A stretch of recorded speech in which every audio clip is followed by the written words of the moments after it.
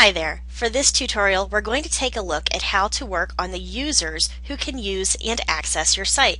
So if you look on Dashboard, we're going to scroll down until we get to Users. Now we have three choices. We can see all of our users, we can add new users, or we can go in and fix our own profile. Right now, I'm the only user for this site, so it has my name as the administrator. You can also put your own name in here, and you do that by clicking Edit. It will give you your administration color theme. You can also disable the visual editor when you're writing. It allows you to enable keyboard shortcuts for comment moderation. You can get more information about that by clicking here. You can show your toolbar when viewing the site if you're logged in. It has your username, your first name, your last name, your nickname, what your display name will be publicly, your email, and any other information that you'd like to put in here. You can also change your password to the site by typing it in the first box and then the second box, and as usual it has a strength indicator. And then click Update Your Profile.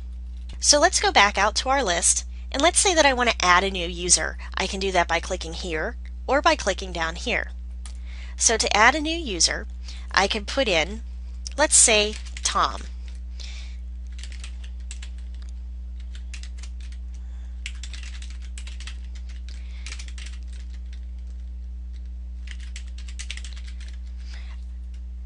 And I'll also go ahead and enter his password for him.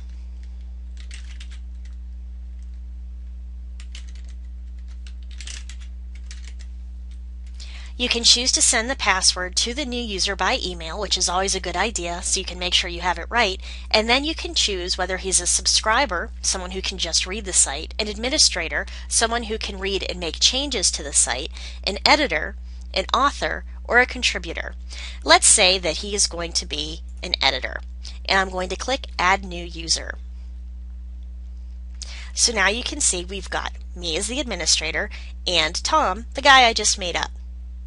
Now you can also go in and do bulk actions. So I could say click on Tom, I could delete or do the bulk action that's here in my drop down.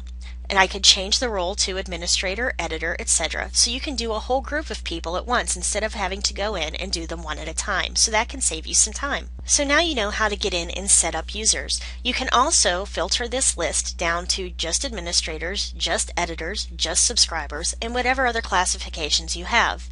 Now let's go ahead and take a look at how we can figure out who is allowed to do what with the site. I'm going to go into Settings. And under General Settings, I'm going to scroll down. This will allow me to choose if somebody is going to be, this is going to allow me to click if anyone can register for the site and the new user and their role that they'll play. That could be as author, contributor, editor, administrator, etc. So when the new person joins your site or registers for your site, they will automatically come in as one of these. Unless it's somebody that you know, you may just want to have them come in as a subscriber, because that means they'll be able to read your site, they'll be able to comment on your site if you allow comments, but they're not going to be able to go in and actually change your site for you. So that's how we go about going in and setting people up as users of our site. And this is a really easy way to decide who can make changes and who can just contribute but can't really make changes to your content. So thanks for listening, and I'll see you at the next tutorial.